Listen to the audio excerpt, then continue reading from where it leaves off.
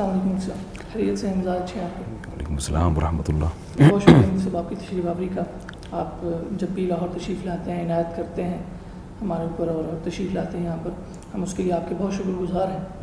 آج چونکہ شعبان المعظم کا مہینہ چل رہا ہے اور اس درمیان میں ایک 15ویں شب ہے جس کے بارے میں بہت ساری ایسی چیزیں موجود ہیں کہ جو کچھ صحیح بھی ہیں کچھ غلط بھی ہیں، تو ہم چاہیں گے کہ لوگوں کے دماغ میں جتنی بھی ایسی چیزیں ہیں ان کے بارے میں آپ کی رائے لیں، تاکہ لوگوں کو جو ہے وہ اس حوالے سے دین کے احکام کے حوالے سے جتنی کلیئرٹی ممکن ہو سکے وہ ہم ان کے سامنے پیش کر سکیں۔ تو سب سے پہلے میں آپ سے یہ پوچھنا چاہوں گا کہ کیا اس رات کو کوئی عبادت کی جاتی ہے یا کرنی چاہیے، یا کیا یعنی اس رات کا مقصد کیا ہے، اس رات کی اہمیت کیا ہے؟ بسم اللہ الرحمن الرحیم۔ اس رات کے حوالے سے بہت ساری چیزیں ہمارے معاشرے میں مشہور ہیں جن پر عمل بھی کیا جاتا ہے۔ میرا خیال ہے عبادت کے علاوہ سب کچھ ہی ہوتا ہے اس رات میں۔ قبرستان جاتے ہیں لوگ، نہاتے دھوتے ہیں، اچھے میں نے خود دیکھا ہے اچھے پڑھے لکھے لوگوں کو، بعض تو ایسے ہیں جن کے علماء سے تعلق بھی ہے، وہ اس رات کو نہا کے نئے کپڑے پہنتے ہیں، جتھوں کی شکل میں قبرستان جاتے ہیں، پھر قبرستان پہ بعض لوگ باقاعدہ پروگرام کرتے ہیں، روتے ہیں دھوتے ہیں، دعائیں مانگتے ہیں، ٹی وی چینلز پہ لوگ دیکھتے ہیں، اچھا خاصا ایک انٹرٹینمنٹ کا ایک ذریعہ بن جاتی ہے یہ رات۔ حلوے بھی پکائے جاتے ہیں، بھجوائے بھی جاتے ہیں، کھائے بھی جاتے ہیں، چراغاں کیا جاتا ہے۔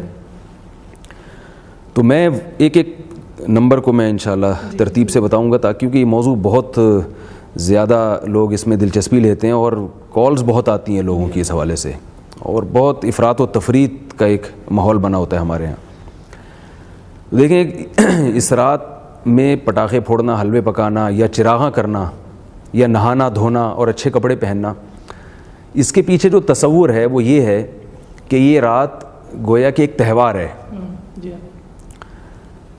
تو میں اس کے غلط ہونے پر دو دلائل دوں گا۔ پہلی دلیل تو یہ کہ تو کسی روایت سے کوئی موضوع من گھڑت روایت بھی نہیں ہے جس میں کوئی حلوے پکانے کا ذکر ہو یا کسی صحابی نے کچھ اچھی چیز پکائی ہو اس رات میں، تو یعنی کوئی روایت تو ہونا، تو ضعیف اور صحیح ہونا تو بات کی بات ہے نا، کوئی ہے ہی نہیں، اسلاف کا کوئی عمل ہے ہی نہیں، نہ نہانے دھونے کا نہ کپڑے پہننے کا۔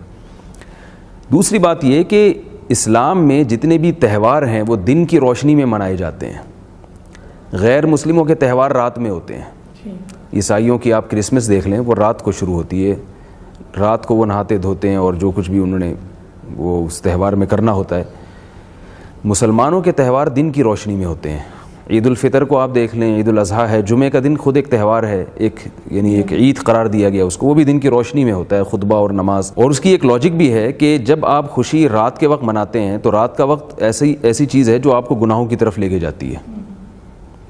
یعنی رات کا جو ٹائم ہے نا، عید میلاد النبی کے حوالے سے بھی ہم لوگوں سے یہی بات کہتے ہیں کہ جو عید میلاد النبی مناتے ہیں تو وہ بھی دیکھیں آپ رات کو مناتے ہیں، وہ کیونکہ چراغاں دن میں ہو نہیں سکتا، چراغاں رات کو ہوتا ہے، اور اسلامی تہوار رات کو نہیں ہوتے، اسلامی عید رات کو نہیں ہوتی، دن میں ہوتی ہے۔ تو یہ خود اس کی علامت ہے کہ اسلام کے مزاج کے خلاف ہے یہ چیز، کیونکہ رات کے وقت آپ اگر خوشی منائیں گے شراب کباب کی طرف آپ کی توجہ جاتی ہے۔ تو بھی آپ دیکھیں جو غیر مسلم لوگ ہیں وہ اپنے ان تہواروں میں شراب اور ان چیزوں کی طرف، عیاشی کی طرف زیادہ جاتے ہیں، جبکہ ہمارے جو تہوار ہیں ان میں ہم عبادت کی طرف ہماری توجہ زیادہ ہوتی ہے۔ تو پہلی بات تو یہ ہے کہ یہ اسلام کے تصور کے خلاف ہے۔ رات کے وقت نہانا دھونا، کوئی ضرورت ہو تو آپ نہائیں، خوشی میں نہیں نہائیں رات کو، یا آپ صاف ستھرے رات کو اس نیت سے ہو رہے ہیں کہ خوشی کا دن ہے، یہ غلط ہے۔ یعنی آپ یہ کہنا چاہ رہے ہیں کہ دین کا حکم نہیں ہے اچھے کپڑے پہننا، کھانا پکانا، یہ دین کا حکم نہیں ہے؟ ویسے آپ نے اگر دین کا ویسے تو حکم ہے کہ اچھے کپڑے پہنیں، اور کھانا بھی، جب کھانا حکم ہے تو پکانا بھی ہے، لیکن اس رات کو نہ کریں، اس کی کوئی فضیلت نہیں ہے۔ اگر آپ کریں گے گناہ گار ہوں گے، بدعت کا گناہ ملے گا، کیونکہ آپ ایک چیز کو شریعت پہ ایک اضافہ کر رہے ہیں۔ نبی صلی اللہ علیہ وسلم نے فرمایا من احدث فی امرنا ما لیس منہ فہو رد، جس نے ہمارے دین میں کوئی ایسی چیز ایجاد کی جو ہمارے دین میں سے نہیں ہے تو وہ مردود ہے، وہ اس پہ رد کیا جائے گا۔ اللہ کی نظر میں بھی مردود ہے، اور ہمیں بھی حکم ہے کہ ہم اس پہ رد کریں، اس کے خلاف۔ تبھی اگر کوئی آپ کے پاس اس رات میں حلوہ بھیجتا ہے آپ اس کو محبت اخلاص کے ساتھ واپس بھیج دیں، بولے اسلام کو آپ بدنام نہ کریں۔ ویسے بھی دیکھیے نا کہ ہمارے نبی صلی اللہ علیہ وسلم نے کھانے پینے کا جو ہمیں حکم دیا ہے نا، وہ چند مواقع پر، ایک ولیمے پر ہے دعوت، اور ایک عقیقے کے موقع پر ہے، اور ایک بقرعید پر ہے گوشت کھانے کا حکم ہے۔ اس کے علاوہ تو اسلام میں روزہ رکھنا عبادت ہے، کھانا پینا کوئی عبادت ہے ہی نہیں۔ رسول اللہ صلی اللہ علیہ وسلم نے فرمایا کہ بدترین برتن بھرنے کے لحاظ سے وہ انسان کا معدہ ہے، تو معدے کو بھرنا، اور ایسی اسلام میں رسومات کے جس میں آپ کو بار بار کھانا پڑ رہا ہو یا کھلانا پڑ رہا ہو، ایک تو غریبوں کو کھلانا وہ تو ایک الگ چیز ہے, یا رشتہ داروں کو خوش کرنے کے لیے ان کی کسی بھی موقع پہ دعوت کرنا وہ ایک الگ چیز ہے, لیکن ویسے باقاعدہ مذہب سمجھ کے کھانا کھلانا یہ کوئی عبادت نہیں ہے. روزہ رکھنا عبادت ہے. تو یہ تو ہو گیا تہوار سے متعلق یا نہانے دھونے سے متعلق. اچھا میں یہاں پہ روکوں گا آپ کو بولنا کہ یہ تہوار آپ نے فرمایا کہ دن کو ہوتے ہیں, مسلمانوں کے تہوار رات کو نہیں ہوتے, لیکن ہم دیکھتے ہیں کہ قرآن کریم میں بھی اور احادیث میں بھی ایسی راتوں کی فضیلتیں بیان ہوئی ہیں. جیسے لیلۃ القدر ہے, اس کی فضیلت بیان کی گئی ہے. جو ذی الحجہ کے 10 دن ہیں ان کی تعریف بیان کی گئی ہے, ان کی فضیلت بیان کی گئی ہے. تو اس کو آپ کیسے دیکھتے ہیں؟ دیکھیں تہوار کا مطلب میں جو تہوار سے جو سمجھتا ہوں جو کہ تہوار کا مقصد ہوتا ہے کسی دن میں خوشی منانا, خوشی منانا. تو خوشی, یہ جو لیلۃ القدر کی رات ہے یہ تو عبادت کی رات ہے نا, خوشی منانے کی تو نہیں ہے کہ آپ دعوتیں کریں اور اچھے نہائے دھوئیں. اچھے کوئی عبادت کے لیے اچھے نہا لیتا ہے کہ سکون سے عبادت ہو, ایک الگ چیز ہے. عید کے دن جو ہم نہا دھو کے خوشبو لگا کے نکلتے ہیں وہ اس کا تصور الگ ہے, اور عبادت میں جو آپ جسم کو صاف کرتے ہیں, مسواک کرتے ہیں, وہ ایک الگ چیز ہے. تہوار کا عبادت سے تعلق نہیں ہے. تہواروں کے میں تو روزے رکھنا منع ہے نا, عبادت کی میں اس میں تقلیل کا حکم ہے, کم کریں آپ عبادت. عید کے دن روزہ رکھنا حرام ہے, بقرعید کے 4 دنوں میں روزہ رکھنا حرام ہے, 5 دنوں میں روزہ رکھنا حرام ہے. اور اسی طرح نبی صلی اللہ علیہ وسلم نے جمعے کے دن روزہ رکھنے کو بھی ناپسند کیا ہے, اس میں کیونکہ تہوار کا عنصر آ گیا, عید کا عنصر آ گیا. تو جہاں بھی عید کا تصور آئے گا وہاں پر خود بخود عبادت کا جو ہے نا یعنی روزے کا عنصر ختم ہو جائے گا. یہاں تک کہ رسول اللہ صلی اللہ علیہ وسلم نے پیر کے دن روزہ رکھا ہے. یہاں میں لوگوں کو ایک بات کہتا ہوں کہ اگر آپ صلی اللہ علیہ وسلم کا ولادت کا دن یہ تہوار ہوتا یا اسے باقاعدہ ہمیں سیلیبریٹ کرنے کا حکم ہوتا تو آپ پیر کے دن روزہ نہ رکھتے. روزہ رکھنا اس کی علامت ہے کہ یہ اس کو سیلیبریٹ کرنے کا تصور, کیونکہ جب بھی آپ کوئی سیلیبریٹ کرتے ہیں تو کھا پی کے کرتے ہیں. آپ کے بیٹے نے امتحان پاس کیا اور آپ لوگوں کو انوائٹ کر رہے ہیں کہ میں بہت خوش ہوں اور اس خوشی میں ہم سب کا روزہ ہوگا. لوگ کہتے ہیں یار خوشی میں تو مٹھائی کی بات ہوتی ہے, کہ کھلانے پلانے کی بات ہوتی ہے, روزہ کیا ہوگا. عید منانے کا حکم کب ہے؟ جب روزے ختم ہو جائیں. تو روزہ اور عید یہ جمع نہیں ہو سکتے. تو میں یہاں بھی یہ کہتا ہوں کہ جو یوم پیدائش پہ ہم عید مناتے ہیں تو یہ تو نبی نے اپنی یوم پیدائش پہ تو روزہ رکھ کے اس میں عید کا کانسیپٹ ختم کیا ہے, تہوار کا تصور ختم کیا ہے. تو اس رات میں دوسرا مسئلہ ہوتا ہے قبرستان جانے کا. قبرستان جانے کے بارے میں ہمارے پاس ترمذی کی ایک روایت ہے جو اکثر خطبہ حضرات سے آپ نے بھی سنی ہوگی, لوگ بھی سنتے ہیں, کہ حضرت عائشہ رضی اللہ تعالیٰ عنہ فرماتی ہیں آپ صلی اللہ علیہ وسلم چپکے سے اٹھے اور تشریف لے گئے. حضرت عائشہ کو یہ خیال گزرا کہ کہیں دوسری زوجہ کے پاس تو نہیں جا رہے, تو وہ پیچھے پیچھے چلیں. تو آپ نے جنت البقیع میں آپ صلی اللہ علیہ وسلم نے وہاں مردوں کے لیے مغفرت کی دعا کی اور آپ واپس تشریف لے آئے. یہ جو روایت ہے نا یہ سند کے لحاظ سے بہت ضعیف ہے. خود اس حدیث کو نقل کرنے کے بعد امام ترمذی رحمہ اللہ تعالیٰ فرماتے ہیں کہ میں نے امام بخاری سے سنا یضعف هذا الحدیث, وہ اس حدیث کو ضعیف قرار دیا کرتے تھے. اور اس میں ضعف بھی کم درجے کا نہیں ہے, بہت زیادہ ضعف ہے. 2 طرح سے اس میں انقطاع ہے, یعنی کوئی حدیث اگر اس کی سند متصل نہ ہو, اس میں انقطاع آ رہا ہو تو وہ کمزور ہوتی ہے. تو اس میں راوی بھی کمزور ہے اور پھر انقطاع بھی 2 طرح سے ہے. تو اس لیے یہ انتہائی کمزور حدیث ہے. اس کی بنیاد پر آپ کسی عمل کی فضیلت کو نہیں ثابت کر سکتے. یہ جو لوگ کہتے ہیں نا ضعیف حدیث فضائل میں چلتی ہے, تو اس کا صحیح مفہوم یہ ہے اس اصول کا کہ پہلے سے کسی عمل کی صحیح حدیث سے کوئی فضیلت ثابت ہو تو اس کی فضیلت میں پھر ضعیف حدیث بیان کی جا سکتی ہے, یعنی فضیلت کو بڑھانے کے لیے. لیکن ایک چیز پہلے سے کسی صحیح روایت سے ثابت ہی نہیں ہے, اس کو ثابت کرنے کے لیے ضعیف حدیث کا سہارا ہم اگر لیں گے تو پھر تو ہمارا دین کیا بن جائے گا. تو روایات میں تو پتہ نہیں کیا کیا ملتا ہے, جو کمزور موضوع من گھڑت روایتیں ہیں, ضعیف روایتیں ہیں, تو پتہ نہیں کیا کیا ملتا ہے ان میں. تو ایسے تو پورا دین جو ہمارا بدعات کا ایک مجموعہ بن جائے گا. تو پہلے کسی عمل کو ثابت کرنے کے لیے کوئی ٹھوس روایت ہونی چاہیے, کوئی مستند روایت ہونی چاہیے. ہاں ایک دفعہ ایک عمل ثابت ہو گیا تو اس کے فضائل کو 4 چاند لگانے کے لیے یا اس کے فضائل میں اضافہ کرنے کے لیے ضعیف روایتوں کا سہارا لیا جا سکتا ہے. تو قبرستان جانے کے بارے میں پہلی بات کیا ہوئی کہ یہ روایت صحیح نہیں ہے. دوسری بات یہ کہ اگر آپ فرض کر لیں کہ یہ روایت صحیح ہے, یا آپ کہیں کہ نہیں ضعیف حدیث فضائل میں چلتی ہے اور آپ اس اصولی پر عمل پیرا ہوں اور آپ کہیں فضیلت ثابت بھی ہو سکتی ہے ضعیف حدیث سے, تو میں یہ عرض کرتا ہوں کہ نبی صلی اللہ علیہ وسلم نے جو کام کیا, صحابہ نے اس میں آپ صلی اللہ علیہ وسلم کو اگر فالو نہیں کیا تو یہ خود ایک اصول ہے کہ یہ چیز نبی صلی اللہ علیہ وسلم کی خصوصیت تھی.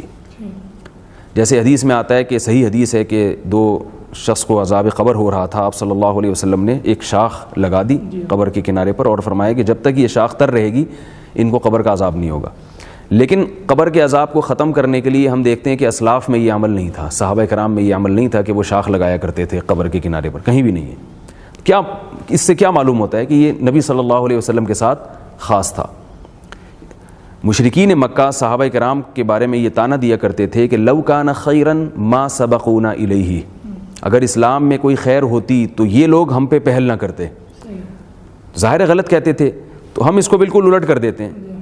لو کان خیرا لسبقونا الیہ، اس رات قبرستان جانے میں اگر کوئی خیر ہوتی، وہ تو کہتے تھے لا سبقونا، صحابہ سبقت نہیں کرتے، ہم کہتے ہیں لسبقونا، یقیناً سبقت کرتے وہ.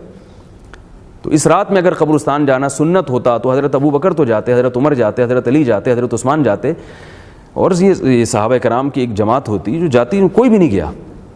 تو اگر اس کو صحیح مان لیا جائے تو یہ نبی صلی اللہ علیہ وسلم کی خصوصیت ہوگی. تیسری بات، اس رات رسول اللہ صلی اللہ علیہ وسلم اگر قبرستان گئے ہیں مان لیں، تو دیکھیں نبی صلی اللہ علیہ وسلم نے جو عمل جن کیفیات کے ساتھ کیا، اس عمل کا انہی کیفیات کے ساتھ کرنا سنت ہوگا. اس میں اپنی طرف سے آپ اضافہ کریں گے تو وہی سنت بدعت بن جائے گی.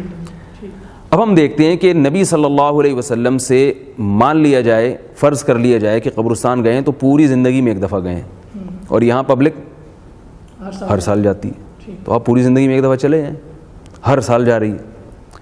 چوتھی بات یہ کہ نبی صلی اللہ علیہ وسلم اگر زندگی میں ایک بار گئے ہیں تو چپکے سے گئے ہیں. حضرت عائشہ کو بھی علم نہیں ہوا تھا،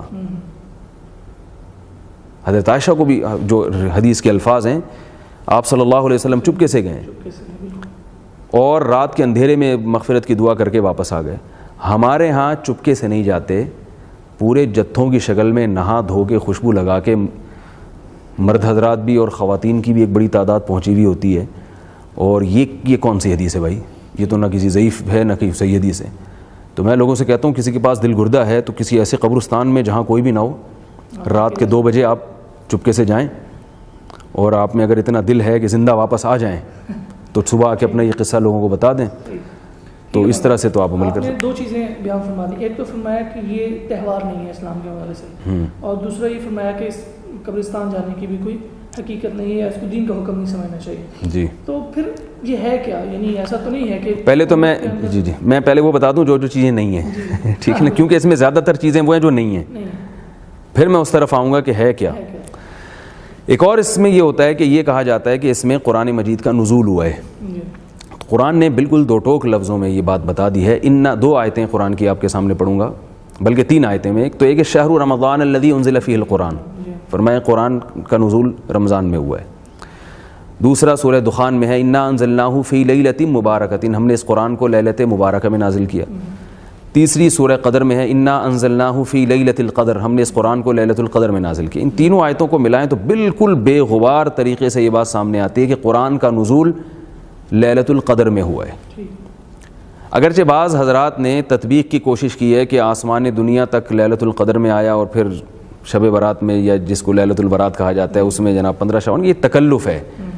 تو ہم قرآن کو اپنے ظاہر سے کیوں پھیریں جبکہ ہمارے پاس کوئی اس کے خلاف کوئی صحیح روایت بھی نہیں ہے. 15 شعبان میں جو قرآن کے نازل ہونے کے دلائل ہیں وہ بہت کمزور ہیں. کوئی ایک صحیح حدیث بھی نہیں ہے جس میں آتا ہو کہ 15 شعبان میں قرآن کا نزول ہوا ہے. اچھا، لیکن مولانا آپ نے جو 3 آیات تلاوت فرمائی، ان میں سے 2 میں تو رمضان کا ذکر ہے کہ شاید اس میں رمضان میں نازل ہوا، اور دوسری میں لیلۃ مبارکہ. یعنی اس میں ایسا ذکر تو نہیں ہے کہ کہیں منع کیا کہ یہ کہا گیا ہو کہ شب برات میں نازل نہیں ہوا. جس طرح قرآن باقی پوری 23 سالہ زندگی میں نازل ہوا ہے تو ممکن ہے شب برات میں بھی نازل. دیکھیں، آپ کہتے ہیں کہ آپ کسی شخص کے آنے کی ڈیٹ بتا دیتے ہیں کہ وہ فلاں شخص میرے پاس 3:05 پہ آیا. جی. تو اب آپ یہ اشکال کریں کہ اس میں یہ تو نہیں ہے کہ 4:06 پہ نہیں آیا. تو بھائی جب 3:05 پہ آیا تو اس کا مطلب 4:06 پہ نہیں آیا وہ. تو جب اللہ تعالیٰ بتا رہے ہیں کہ اس رات میں نازل ہوا تو اس کا مطلب ہے کہ اس رات کے علاوہ میں نازل نہیں ہوا.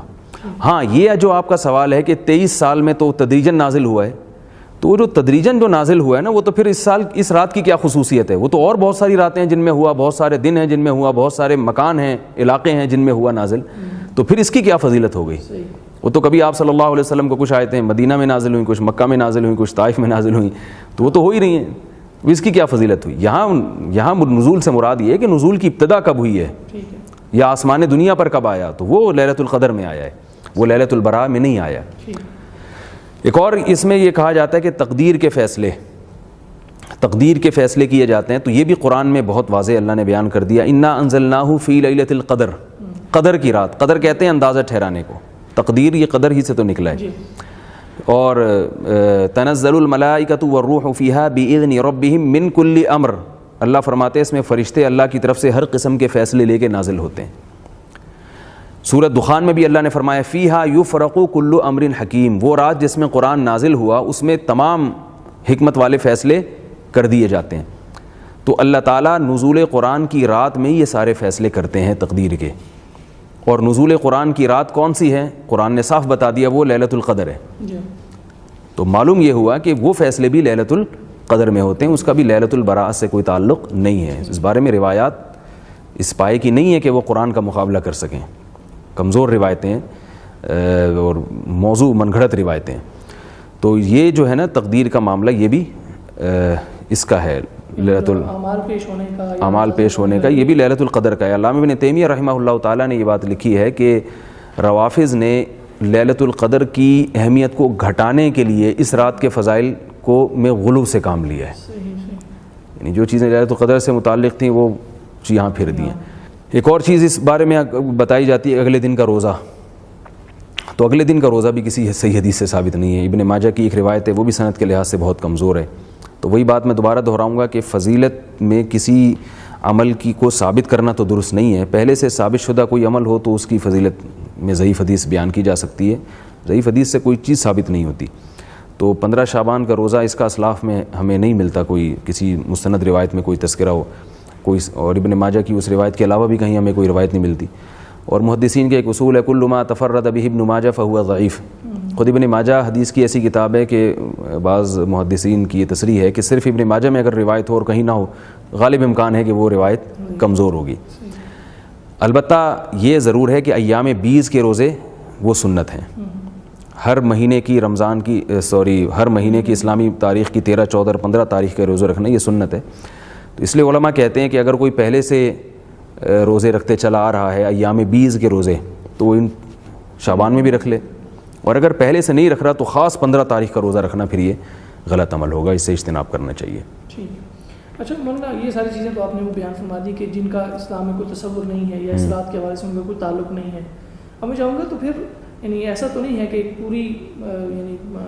پوری قوم اس کو ایک لیلۃ البراء کے نام سے یاد کر رہی ہے، لوگ اکٹھے ہو رہے ہیں، تو کچھ حقیقت ہاں رہا مسئلہ ہے کہ رات کی فضیلت، تو رات کی فضیلت میں ایک حقیقت یہ ہے کہ کوئی بھی صحیح حدیث نہیں ہے، ایک بھی روایت ایسی نہیں ہے جو بے غبار ہو، لیکن روایات کثرت سے بہت ہیں، اگرچہ ضعیف روایات ہیں، کچھ تو موضوع من گھڑت روایتیں ہم ان کو نکال دیتے ہیں، کچھ ضعیف روایتیں۔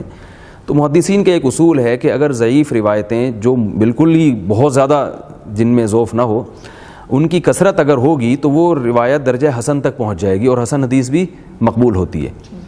تو ایک تو اس وجہ سے اس کی فضیلت میں جان پڑ جاتی ہے کہ روایات کثرت سے ہیں۔ دوسرا، بعض ائمہ سے اس کی فضیلت منقول ہے جو مجتہدین تھے، جیسے امام شافعی رحمہ اللہ تعالیٰ، تو ان سے اس کی فضیلت منقول ہے، تو اس لیے یہ کہنا کہ بالکل اس کی سرے سے کوئی فضیلت ہی نہیں ہے، یہ بات ذرا کمزور ہے۔ البتہ میں یہ حقیقت آپ کے سامنے ضرور بتاؤں گا کہ اس کی فضیلت پر علماء کا اتفاق نہیں ہے، یعنی دونوں طرف علماء ہیں، اگرچہ جمہور اس کی فضیلت کے قائل ہیں، لیکن بعض ایسے علماء بھی ہیں جن کا اس امت میں بڑا مقام تھا، انہوں نے اس کی فضیلت کا بالکل ہی انکار کیا ہے۔ مگر بہرحال جمہور کا مذہب اس میں دلائل کے لحاظ سے قوی ہے، کیونکہ روایات کی کثرت درجہ حسن تک پہنچا دیتی ہے، اور یہ ایک محدثین کا ایک اصول ہے، اور اس کا بلا وجہ انکار کرنا یہ درست نہیں ہے۔ لیکن ایک اہم بات یہ کہ یہ بھی یاد رکھیں کہ دو طرح کی روایات ہیں، جن میں ایک میں تو اس روایت کی فضیلت وارد ہوئی ہے، اور ایک میں عبادت کی فضیلت وارد ہوئی ہے۔ تو یہ خوب ذہن میں اچھی طرح سمجھ لینا چاہیے کہ کسی دن یا کسی رات کی فضیلت سے اس میں عبادت کی فضیلت ثابت نہیں ہوتی، عبادت کی فضیلت کے لیے الگ سے دلائل چاہیے ہوتے ہیں۔ جمعے کی رات کی فضیلت ہے کیونکہ جمعے کا دن مقدس ہے، لیکن اس میں عبادت کی فضیلت نہیں ہے۔ آپ صلی اللہ علیہ وسلم نے فرمایا لا تختصوا لیلۃ الجمعۃ بصلاۃ ولا یوم الجمعۃ بصیام، جمعے کی رات کو نماز کے ساتھ خاص مت کرو، یعنی کوئی اضافی فضیلت نہیں ہے جمعے کی رات میں، حالانکہ جمعے کی رات فضیلت والی رات ہے، کیونکہ جمعے کا دن، رات تو دن کے تابع ہوتی ہے نا، جب جمعے کا دن بڑا ہے تو رات کیوں بڑی نہیں ہوگی؟ تو 15 شعبان کی رات کے جو فضائل احادیث میں وارد ہوئے ہیں، جن احادیث میں صرف فضائل وارد ہوئے ہیں، تو ان احادیث سے یہ ثابت نہیں ہوتا کہ اس میں عبادت کی بھی فضیلت ہے۔ عبادت کی فضیلت ان روایات سے ہوگی جن میں الگ سے عبادت کی فضیلت ہے، جو کہ جمہور کا مذہب ہے کہ عبادت کی الگ سے فضیلت ہے اس رات میں۔ تو وہ روایتیں کیا ہیں، چونکہ میں بھی زیادہ ڈیٹیل میں نہیں جاتا تو میں تھوڑی خلاصہ بیان کر رہا ہوں اس رات کی اہمیت کے بارے میں۔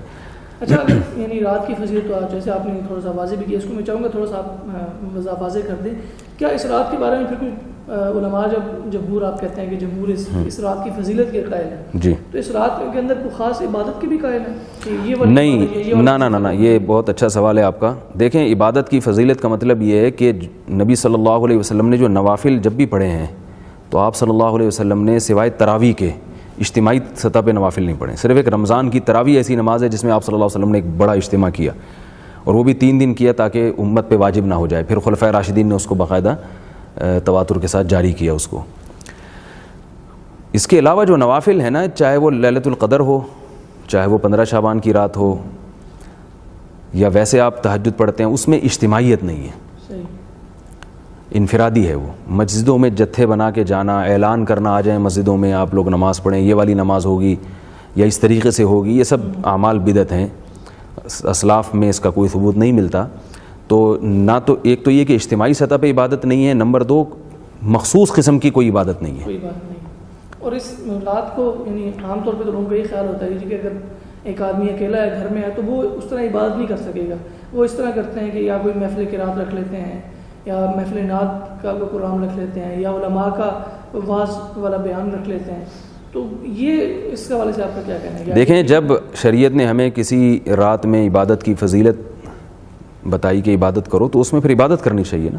اس میں محفلیں لگانا، چاہے محفل قرات ہی کیوں نہ وہ ٹھیک ہے، محفل قرات اچھی چیز ہے، محفل نعت اچھی چیز ہے، عام دنوں میں کریں آپ، لیکن جب عبادت کا حکم ہمیں دیا جا رہا ہے تو عبادت سے نماز، دعا، تلاوت جو انفرادی تلاوت ہے، اس میں وقت لگانا چاہیے۔ محفل قرات منانا اس رات میں یا نعتوں کا پروگرام رکھنا، تو اس سے یہ اسلاف کے طریقے کے خلاف ہے۔ عبادت کا جب ہمیں حکم دیا گیا تو اس کا مطلب ہے نماز، روزہ یا انفرادی تلاوت آپ کریں یا دعاؤں میں دل لگائیں تاکہ آپ کی توجہ کچھ اللہ کی طرف ہو۔ عبادت کا تو یہ مطلب ہوتا ہے نا۔ محفل نعت ہے یا محفل قرات ہے، وہ تو کسی بھی وقت کی جا سکتی ہے۔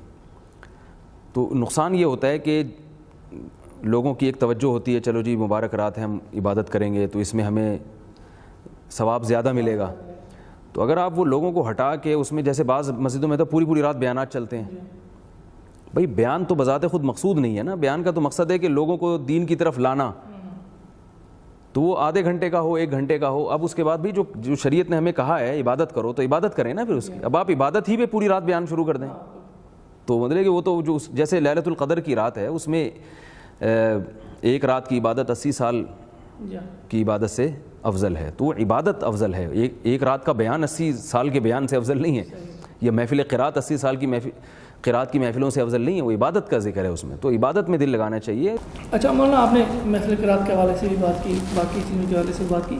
ہمارا ایک نیا رجحان ہو گیا، یعنی عبادت کے حوالے سے ایک نیا کلچر ڈیولپ ہوا ہے، وہ یہ ہے کہ لوگ رمضان میں بھی اور باقی دنوں میں بھی جہاں عبادت کا تصور پایا جاتا ہے، وہ ٹی وی کے سامنے بیٹھ کے عبادت کرتے ہیں۔ مثلاً شب برات میں بھی یہ ہوتا ہے کہ کوئی ایک پروگرام ہوتا ہے اور اس میں شروع میں پہلے نعتیں ہوتی ہیں، پھر واعظ ہو جاتا ہے، پھر اس کے بعد یہ ہوتا ہے کہ وہ لائٹیں بند کر دی جاتی ہیں اور ایک مخصوص ماحول بنا کر اس میں دعا ہوتی ہے، پھر اس میں گڑ گڑانا ہوتا ہے، آہوزاری ہوتی ہے۔ تو اس کا کیا تصور ہے؟ یہ اصل میں انٹرٹینمنٹ کا نا ہر ایک کو شوق ہوتا ہے، تو جو لوگ ڈرامے فلموں کے ذریعے انٹرٹینمنٹ نہیں کر سکتے تو پھر وہ اس طرح کے ڈرامے بازیوں میں لگتے ہیں کہ بھئی چلو لیلۃ القدر منا لو، ٹھیک ہے نا۔ تو وہ پھر ٹیلی ویژن میں کچھ رونے دھونے بھی ہو رہے ہوتے ہیں، کچھ پروگرام مختلف قسم کے چل رہے ہوتے ہیں، تو یہ صرف ایک اپنی ایک جو خواہش ہے اسے پوری کرنے کے لیے، اس کا عبادت سے کوئی تعلق نہیں ہے۔ عبادت تو ہے کہ آپ اللہ کے سامنے رات کی تنہائیوں میں اٹھ کے گڑ گڑائیں، اللہ سے مانگیں، سجدے کریں اس کے سامنے لمبے لمبے۔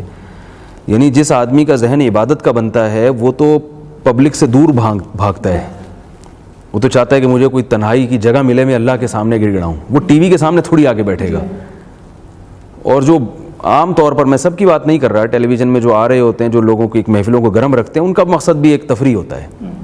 رونا بھی ایک باقاعدہ ایک تفریح ہے, اس میں بھی ایک مزہ ہے, لذت ہے. رونے دھونے کے جہاں پروگرام ہوں گے تو بڑا ایک مزہ ہے اس میں. ہنسنے سے زیادہ مزیدار پروگرام رونے کے ہوتے ہیں, آرڈر پہ باقاعدہ رلوایا جاتا ہے. میں ایک جگہ سے گزر رہا تھا تو ایک اشتہار لگا ہوا تھا, اس میں یہ لکھا ہوا تھا کہ آج ہماری مسجد میں ختم قرآن ہے, رو رو کے دعائیں مانگی جائیں گی. میں حیران ہو گیا کہ ان کو کیسے پتہ چلا کہ امام صاحب کو رونا آئے گا, کیونکہ رونا تو آپ کے اختیار میں نہیں ہے نا, کبھی نہیں آ رہا ہوتا, کبھی آ رہا ہوتا ہے خود سے. اور پھر میں نے کہا کہ یہ جو لوگ آئیں گے, اگر امام صاحب نہیں رو پائے, ان کی وہ کیفیت نہیں بنی, تو آرڈر پہ کیسے رو سکتے ہیں بھائی؟ آرڈر پہ ہمارے یہاں رلوایا جاتا ہے باقاعدہ. تو یہ شیطانی کی چالیں ہیں کہ وہ آپ کو عبادت کی روح سے ہٹا رہا ہے, اللہ سے تعلق ختم کروا رہا ہے. تو ان چیزوں میں نہیں پڑھنا چاہیے. ہاں کہیں آپ گئے مسجد میں اور بیان ہو رہا تھا تو امام جو بھی کسی دعا کروانے والے بزرگ تھے ان کو رونا آ گیا, تو پبلک کو بھی رونا آ گیا, وہ تو ٹھیک ہے, وہ تو ایک نیچرل چیز ہے اور ہونا چاہیے. لیکن یہ جو باقاعدہ پروگرام ہو رہے ہیں نا باقاعدہ رونے دھونے کے, یہ ڈرامے بازی ہے, یہ شریعت کے مزاج سے پرہیز کرنا بہت شکریہ مولانا, آپ نے بہت واضح انداز میں بہت ساری چیزوں کا, ان چیزوں کا جو نہیں ہے اور جو ہیں ان دونوں کا آپ نے بڑا بہترین انداز میں فرق بیان فرما دیا. ہم آپ کے شکر گزار ہیں اور ہمیشہ آپ ہماری عنایت کرتے ہیں. پھر آپ کا شکریہ. ناظرین, آپ نے گفتگو سنی مولانا کی. مولانا نے بڑے واضح انداز میں اس بات کو واضح کیا ہے کہ کیا چیز اسلام میں ہے اس حوالے سے اور کیا چیز اسلام میں نہیں ہے. تو امید ہے آپ کے بہت سارے سوالات کا جواب ہو گیا ہوگا. اگر پھر بھی آپ کو کوئی حوالے سے کوئی سوال درپیش ہو تو ہمارا ای میل ایڈریس ہے, اس پر اپنے سوال بھیجیں, ہم انشاءاللہ ضرور اس پر گفتگو کریں گے. اب تک کے لیے اتنا ہی, اجازت دیجیے. اللہ حافظ.